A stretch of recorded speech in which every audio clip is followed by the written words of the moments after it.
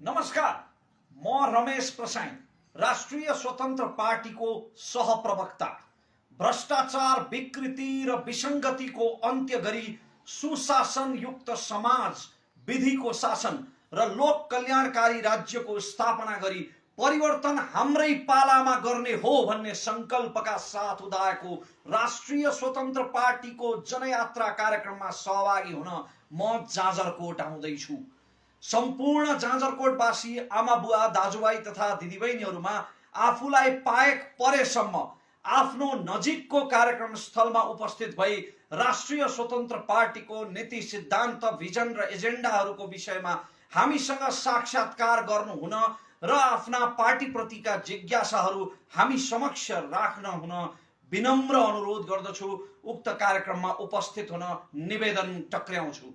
कार्यक्रम हुने समय र स्थान यही ज्येष्ठ 23 गते दिउँसो 2 बजे छेडा नगरपालिकाको थला बजार, यही ज्येष्ठ 24 गते शनिबार बिहान ठीक 9 बजे खलङ्गा बजार र यही ज्येष्ठ 24 गते दिउँसो ठीक 3 बजे नलगाड नगरपालिकाको सभा हल दल्ली। सम्पूर्ण जाजरकोटवासीहरूसँग उपस्थितिका लागि अनुरोध छ।